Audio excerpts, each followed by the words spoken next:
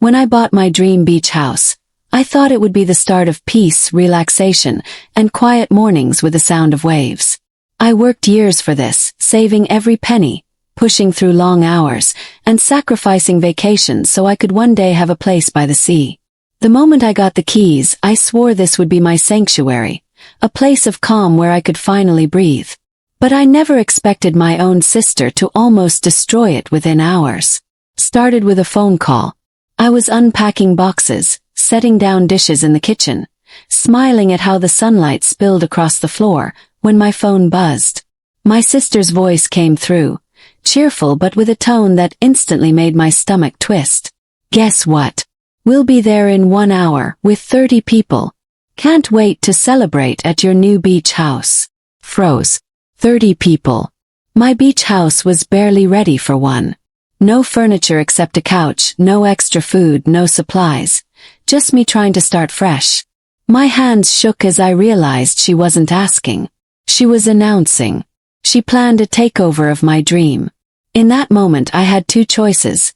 Let her barge in and ruin my home before it even felt like mine, or act fast and take control. What I did next shocked even me, but it changed how my family saw me forever. The day I bought the beach house felt like the beginning of a new life. For years, I had dreamed of waking up to the sound of waves, of drinking coffee on a wooden deck with salty air brushing my face, and of having a place that was mine alone, untouched by the noise of the world. I worked hard for it. Too many late nights, too many weekends sacrificed, and too many times saying no to little luxuries so I could save for something bigger. And finally, after all the waiting, it was here. When I turned the key in the lock for the first time, the door opened with a creak, and sunlight poured into the living room. The walls were bare, the furniture minimal, but it already felt like heaven to me. I set down a small box on the kitchen counter, smiling as I imagined the life I would build here. Quiet mornings, lazy afternoons, peaceful evenings. Could finally breathe. I thought nothing could ruin this moment, until my phone buzzed on the counter. I almost ignored it. But then I saw the name, my sister Anna. I hesitated, then picked up. Her voice was bright, almost too bright, and I knew that tone. It usually meant trouble.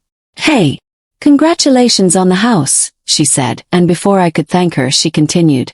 "Listen, we'll be there in about an hour. 30 of us. We're bringing food, drinks, everything. It's going to be amazing." At first I thought I had misheard. "Wait," I said slowly. 30. She laughed, as if it was the most natural thing in the world. "Yeah, don't worry, you've got space. Everyone's so excited to see your new place." I felt my stomach drop. My house wasn't ready for one guest, let alone 30. I didn't even have enough chairs for 4 people. No extra bedding, no stocked fridge. Boxes were still scattered everywhere, curtains half hanging, and the smell of fresh paint lingered in the air. Yet Anna didn't seem to care. She was already planning the party in her head, and I realized with a sharp pang that she wasn't asking me, she was announcing. When the call ended, I stood there frozen, phone still in my hand, staring at the sunlight on the floor as if it could somehow give me answers. I knew my sister. She was the type who believed rules didn't apply to her. She was charming, loud, and always the center of attention. Growing up, she was the one who planned the parties, invited people without permission, and dragged me into situations I never wanted. Back then I went along with it, too shy and too quiet to resist. But this was different. This was my dream, my home, and she was about to storm in with 30 strangers, trample through it, and turn it into something ugly before I even had the chance to enjoy it. My heart pounded in my chest as I pictured muddy feet on my clean floors, loud music bouncing off the walls, bottles left behind, and laughter echoing into the night long after I wanted peace. I clenched my fists and tried to steady my breathing. This wasn't what I bought the house for. I walked through the rooms slowly, as if the house itself was asking me to protect it. The kitchen was still half empty, the counters bare except for the box I had just opened. The living room held a single couch and a coffee table that still smelled of fresh wood. The bedroom had only my bed, no curtains yet, no lamps. Everything was fragile, unfinished, and I couldn't bear the thought of it being wrecked in a single night. I looked out the wide glass doors that opened onto the deck, the ocean stretching endlessly in front of me. The waves rolled calmly, steady and timeless, and for a moment I thought about how much I had given up to get here. The years of working overtime, the birthdays I missed, the vacations I turned down, the exhaustion that had piled up, all for this. I had dreamed of quiet mornings with a book, the sound of gulls in the distance, and the peace of knowing I had carved out something that belonged to me. And now it was about to be taken over, not by strangers, but by family who thought my dream was their playground. I set my phone on the counter and pressed my palms against it, breathing hard. I wanted to say no. I wanted to tell Anna she couldn't just invite herself and 30 people. But fear crept in. Fear of her reaction, fear of being called selfish, fear of being painted as the difficult one. She had always been the one to get her way. I thought about all the times I let her push me aside, all the times I swallowed my feelings because I didn't want to fight. And suddenly anger sparked inside me. Was I really going to let that happen here, in the one place that was supposed to be mine? I felt something shift in me, a line I had never crossed before. This wasn't just about a party. This was about me finally standing up for myself. I grabbed my phone and typed a message, my hands shaking as I did it. The house is not ready. You cannot bring 30 people here. Please cancel. I stared at the screen, my thumb hovering over the send button. My heart hammered so loudly I could hear it in my ears. Then, with one quick breath, I pressed send. For a moment, the silence felt like freedom. But then the phone lit up almost instantly. It was Anna calling again. I hesitated, then picked up. Her voice was sharp now, angry. What do you mean, cancel? Everyone's already excited. You're being ridiculous. Don't be so selfish. It's just one night. Her words cut into me, but I forced myself to stay calm. I looked out at the ocean, steady and endless, and I felt that same steadiness inside me. Anna, I said slowly, this house is my dream, not your party venue. I need you to respect that. There was silence on the other end, a heavy silence that said more than words ever could. For the first time I wasn't backing down. I hung up, my hands still trembling, but I felt something I hadn't in years. Strength. The house was quiet again, the waves rolling outside, the sunlight still warm across the floor. And in that quiet, I knew one thing for certain. My sister might come anyway, she might fight me, she might even show up at my door with her crowd, but I wasn't the same person anymore. I wasn't the one who stayed silent while others took over. I was ready to protect my peace, no matter what it cost. And so, as the clock ticked closer to the hour she had promised to arrive, I braced myself, my heart steady now. Whatever happened next would define more than just this house. It would define me. The hour crawled by like a storm building on the horizon. I tried to distract myself by unpacking, opening another box of books and setting them carefully on the shelf, but my hands kept trembling, and my ears kept straining for the sound of cars outside. My stomach twisted with every tick of the clock. A part of me hoped Anna would understand, that she would call back to say she was sorry, that she had told everyone the party was off. But another part of me, the part that knew my sister too well, whispered that it wouldn't be so simple. She had never taken no for an answer, and I feared she never would. The ocean outside was calm, the waves rolling in rhythmically against the sand, but inside me was nothing but storm. At exactly the time she had promised, I heard it, the distant hum of engines. Then more. The sound grew louder, echoing down the narrow road that led to my beach community. I rushed to the window, peeking through the curtain, and my heart dropped. A line of cars was pulling in, headlights flickering, laughter already spilling into the air as doors opened and people climbed out. They weren't 30 strangers. They were Anna's friends, co-workers, neighbors. Faces I barely recognized, some I didn't know at all. They carried coolers, bags, and loud voices. And in the middle of them, leading with her usual grin, was Anna. Panic surged through me, hot and choking. I turned off the lights inside, locked the doors, and closed the sliding glass doors to the deck. I remembered my earlier message to the guard at the gate. No visitors allowed, but somehow they had slipped through. Maybe Anna had charmed her way in. Maybe she had insisted. Maybe she had told them I was expecting them. Either way, they were here now, and my sanctuary was seconds away from invasion. I took a deep breath and reminded myself of the promise I had made earlier. I would not back down. My phone buzzed again. It was Anna. I didn't answer.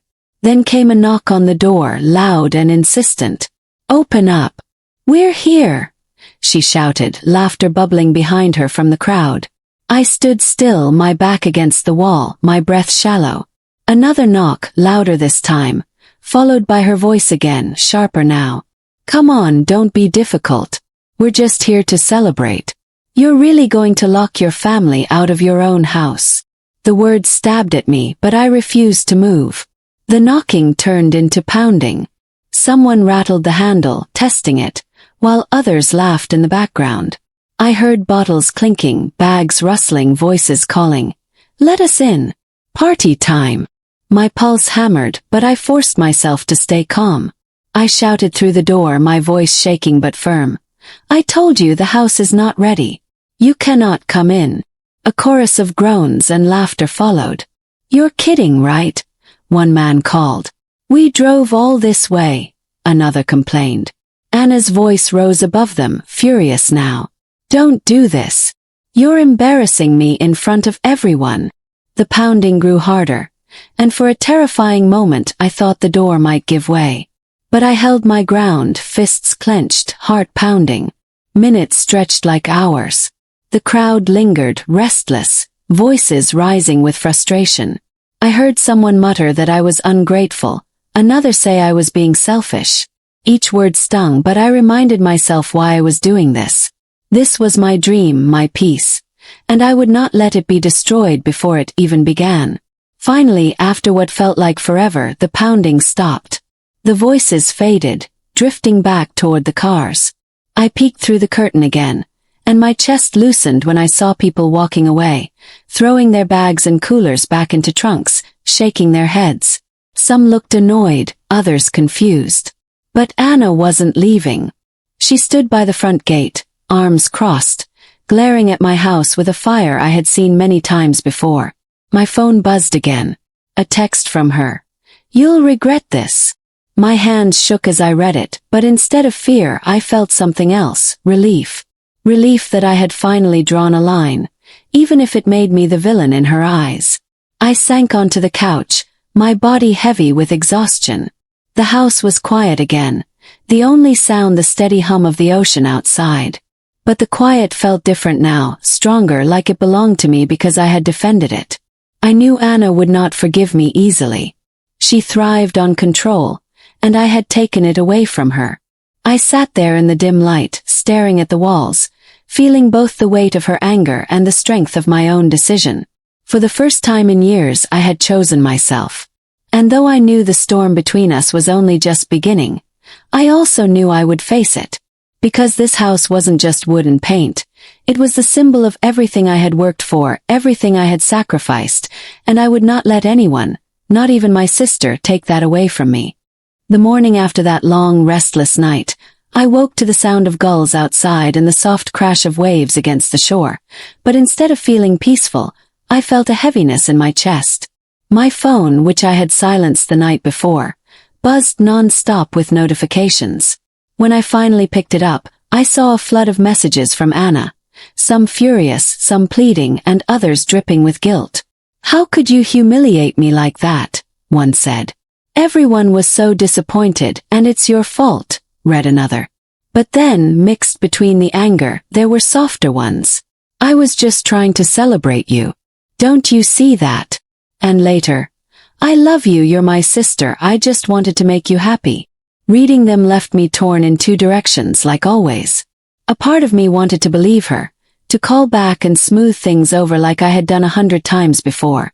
But another part of me remembered the sound of fists pounding on my door, the laughter of strangers ready to trample through my home, and the way she had texted me, "You'll regret this."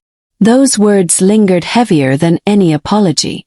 I left the phone on the counter and tried to push it from my mind. I made coffee, walked barefoot across the deck, and stared at the horizon, telling myself I didn't need her approval. And yet, The knot in my chest refused to loosen. By afternoon she called again. I let it ring once, twice, 3 times before finally answering. Her voice was different this time. Softer, trembling, with just enough cracks to sound convincing. "Listen," she said. "I know I went too far last night. I wasn't thinking. I just got excited, you know? Everyone wanted to see your new place, and I thought it would make you feel celebrated. I didn't mean to upset you." I leaned against the kitchen counter, staring at the cup in my hands, trying to read between her words. It was the same rhythm I knew so well. The charm, the excuses, the little twist of guilt that made it sound like I was partly to blame. "I just wanted to make it special," she added, her voice almost breaking. "I thought you'd like the attention for once. I thought you deserved it."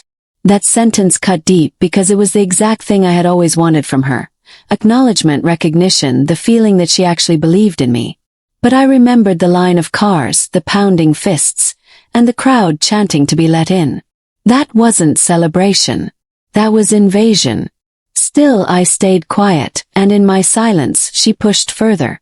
"Don't shut me out," she whispered. "You know I love you. Or family. I'll make it right. How about just me? No friends, no big party. Just me. I'll bring some wine and we'll talk. Please." Her voice softened so much it almost sounded like the little girl I grew up with, the one I used to share secrets with under the blankets at night, the one who once told me she would always protect me.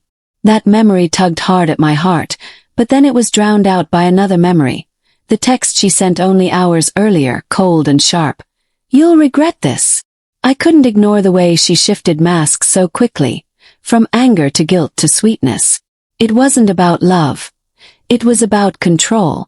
I finally answered, my voice steady though my hands trembled. "Anna, I don't want visitors right now. I need space to settle in. Alone." There was a pause on the other end, heavy and tense. Then she sighed, long and dramatic, the kind of sigh that made me feel like I had just broken something precious. "Fine," she said finally, "if that's what you want." But her tone wasn't surrender. It was warning. When the call ended, I paced through the house, every step echoing on the wooden floor. I knew her well enough to know this wasn't over. She might come unannounced again, or she might find another way to punish me for saying no. I tried to ground myself in the moment, touching the cool walls, the wooden rail of the deck, the smooth pages of the books I had placed on the shelf. This house was mine and I had to protect it. But it wasn't just the house anymore. It was my right to finally live on my terms, without being trampled by someone else's wants.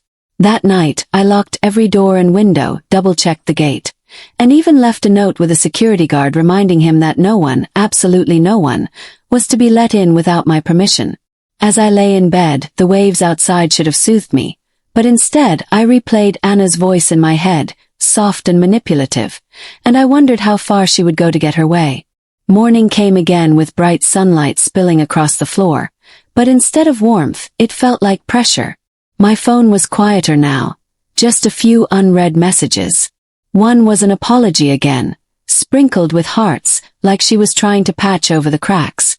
Another simply said, "You'll change your mind. You always do." That one chilled me more than the angry ones. It was the truth she believed, that I had always bent to her in the end. And maybe I had until now.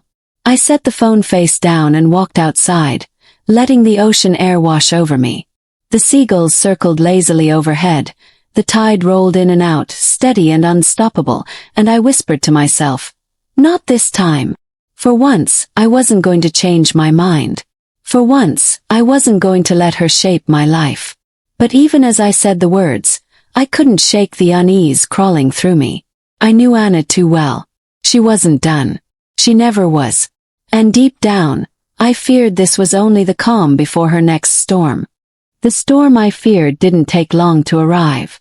Just 3 days after Anna's last call, my phone began lighting up with names from my contact list that I hadn't spoken to in months. Our cousins, our uncle, even our mother. At first, I thought it was coincidence, but after answering the first few, I realized it was no accident. Anna had rallied the family. One cousin opened with, "Why are you being so harsh on your sister? She just wanted to celebrate you. Another, louder and less patient, accused me of being selfish and ungrateful for pushing Anna away. Even my mother's voice carried the same disappointment I had heard 100 times growing up. She was just trying to be nice. You know how she is.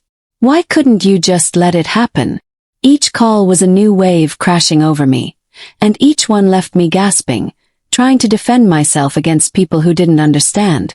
I repeated the same words. The house isn't ready. I needed peace. She didn't ask, she demanded. But it was like speaking into a storm. No one wanted to hear my side. Anna had spun her story well. The caring sister, the thoughtful gesture, the cruel sibling who locked her out. I could almost see her, sitting with them, tears in her eyes, making herself the victim while painting me as the villain. The worst part was how easily they believed her. By the end of the day, I was exhausted. My phone wouldn't stop buzzing, and each new message or voicemail chipped away at the calm I had built here. The ocean outside still rolled steadily, but inside me, everything was chaos again. I put my phone face down on the table and tried to block it out, but the words clung to me like burrs. Selfish, ungrateful, cruel. They echoed the doubts that had lived in me for years, the doubts Anna had always fed, making me feel small whenever I tried to stand up for myself. And now, with the whole family echoing her voice, I felt the old pull to just give in, to apologize and smooth it over, to let her have what she wanted so the storm would pass. But then I walked through the house again, touching the smooth walls, breathing in the scent of salt through the open window, and I remembered why I bought this place. I hadn't worked myself to the bone for years just to hand over my sanctuary to chaos. I hadn't scraped and saved just to let others tell me what to do with it. This house wasn't just a building. It was proof that I had finally done something for myself, and if I caved now, it would mean giving away more than just 4 walls. It would mean giving away the piece of me that had finally learned to say no. That evening, I sat on the deck with a cup of tea, watching the sky turn gold and pink as the sun dipped low. My phone kept buzzing in the kitchen, but I left it there, determined not to answer. For the first time in days, I felt a hint of peace return, like the tide slowly coming back after being pulled too far out. But peace never lasted long with Anna. Just as the first stars began to dot the sky, I heard footsteps on the wooden path leading to my house. My chest tightened and I froze. Moments later, there was a knock at the door, softer than the pounding from before, but heavy all the same. I walked carefully to the door and peered through the peephole. It wasn't just Anna. It was my mother standing beside her, arms folded, her expression firm in the dim porch light.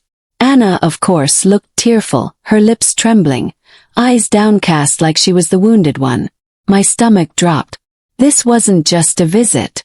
This was a confrontation. I opened the door just enough to stand in the frame, blocking the entrance. "Hi," I said quietly, my voice tight. My mother wasted no time. "This has gone far enough," she said sternly. "You embarrassed your sister in front of everyone, and now you're shutting her out completely." She came to me in tears. "Is this really who you want to be?" Anna sniffled beside her, dabbing at her eyes with a tissue, perfectly playing the part. I felt anger surge inside me, but also sadness. It was always the same story. Me standing accused, her playing the victim, and everyone rushing to her defense. I wanted to scream, to shout everything I had held in for years, but instead I took a deep breath and spoke evenly. I didn't embarrass her. She showed up with 30 people without asking. This house is mine, and I won't let anyone take it from me. My mother's eyes narrowed. "It's just a house," she snapped. "Family is more important than walls and floors." That cut deep, but I held firm. "It's not just a house. It's my peace. And peace matters too." For a moment, silence hung heavy between us. The waves crashed in the distance, steady and unbothered, as if mocking the storm that raged here. Anna finally spoke, her voice small and shaky. "I just wanted to celebrate you," she whispered, looking at me with wide, wet eyes. "I thought it would make you happy. But instead, you've pushed me away like I don't matter." I almost fell for it. I almost believed the performance. But then I remembered the pounding fists, the angry shouts, the text that said, "You'll regret this." And I knew the truth. She hadn't wanted to celebrate me. She had wanted to control me, to make my home another stage for her to shine on. I shook my head slowly. "You do matter, Anna. But so do I. And I won't let you use me anymore." My voice cracked at the end, but it was strong enough. My mother looked at me like she didn't recognize me, like I had become someone cold, someone distant. She shook her head and turned away, muttering, "I don't know what's happened to you." Anna followed, her shoulders slumped, her tissue pressed to her face. But as they walked back down the path, I caught the quick glance Anna threw over her shoulder. Sharp, angry, nothing like the tears she had shown a moment earlier. Told me everything. She wasn't done. She had lost this round, but she would be back. I closed the door gently, locked it, and leaned against it, breathing hard. My hands shook, my heart raced, but I knew something had shifted. I had faced not just her but the whole weight of our family's judgment, and I hadn't bent. For the first time in my life, I had stood tall against them all. The house was quiet again, the night wrapped around me, the waves rolling steady outside. And though I knew more storms were coming, I also knew this. I was stronger than I had ever been, and I wasn't going back. Days passed after the confrontation at my door, but the tension hung over me like heavy clouds. My mother hadn't called since, and the rest of the family kept their distance too, though I could sense their judgment in the silence. For the first time in my life, I wasn't the one scrambling to smooth things over, and that itself felt strange. Half terrifying, half freeing. I spent those days grounding myself in the rhythms of the house. Opening the windows in the mornings to let the sea air drift in, cooking simple meals in my quiet kitchen, walking barefoot along the sand until my head cleared. The beach house slowly began to feel less like a dream and more like home. Still, I knew Anna wasn't finished. She had always been relentless, never letting go until she got her way. And sure enough, on the 7th day, she came back. I saw her from the deck in the late afternoon, walking down the wooden path alone this time. Her hands shoved in her pockets, her steps slower than usual. My first instinct was to retreat inside, lock the doors and wait her out, but something in the slump of her shoulders kept me standing where I was. When she reached the deck, she looked up at me with eyes that were red but not wet, tired but not playing. For once, there was no performance. "Can we talk?" she asked quietly. I nodded, gesturing to the chairs on the deck. She sat down across from me, folding her hands in her lap. For a moment, the only sound was the steady crash of waves. Then she let out a shaky breath. "I went too far," she said finally, her voice low and stripped of drama. "I shouldn't have brought everyone here without asking.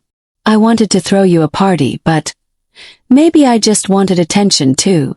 Hearing her admit it surprised me more than anything. She twisted her fingers nervously and continued, "I'm used to being the one everyone looks at. And when you got this house, part of me, I don't know, felt left out. Like you didn't need me anymore. So I tried to make it about me too. I see that now." For a long time I just stared at her, my chest tight. This was the honesty I had been waiting years for, but I didn't know if I could trust it. Still, the rawness in her eyes seemed different from the usual mask. I leaned back in my chair and said softly, "You hurt me, Anna. Not just last week, but for years. You never listened when I said no. You always pushed until I gave in. This house is the first thing I've done for myself, and I couldn't let you take it from me." My voice wavered at the end, but I meant every word. She nodded slowly, her lips pressed together. "I know," she whispered. "I've been selfish. I didn't see how much you needed this. I didn't want to lose you." Something in her tone softened the hard edges inside me, though the anger still lingered. "You won't lose me," I said, "but things have to change. I need you to respect my boundaries. This house isn't a stage for your parties. It's my peace. If you can't respect that, then you can't be part of it." The firmness in my own voice surprised me. For once, I wasn't begging her to understand. I was telling her what I needed, clearly and without apology. Anna looked down at her hands, silent for a long time. Finally she nodded. Okay, she said simply. I'll try. It wasn't an elaborate promise, but for the first time I felt it might be real. We sat there for a while, watching the sky turn shades of orange and pink as the sun sank low. The silence between us wasn't comfortable yet, but it wasn't hostile either. Slowly something eased inside me. She didn't stay long, just long enough for that one conversation, and when she left, she didn't slam doors or throw accusations. She simply stood, gave me a small nod, and walked back down the path. I watched her go, unsure if this was the start of something better or simply a pause before another storm, but I felt lighter than I had in weeks. That night, I lay in bed with the windows open, listening to the waves. For the first time since buying the house, I felt truly at peace. Not because everything was fixed with Anna or the family, they might never fully understand, but because I had chosen myself and stood by that choice. I had drawn a line and held it, and no amount of guilt or pressure had broken it. This beach house was more than walls and windows, more than wood and paint. It was proof that I had finally found my voice, and that I wasn't afraid to use it anymore. As I drifted to sleep, I realized something important. Family might always test my boundaries, and Anna might never completely change, but I had changed. I had learned to protect my peace, to defend my dreams, and to live on my terms. And in the quiet rhythm of the waves, I knew I had finally arrived. Not just at my new home, but at a new chapter of my life.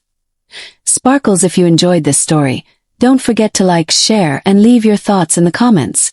Pushpin subscribe to Twisted Fate Chronicle for more shocking and powerful stories every week.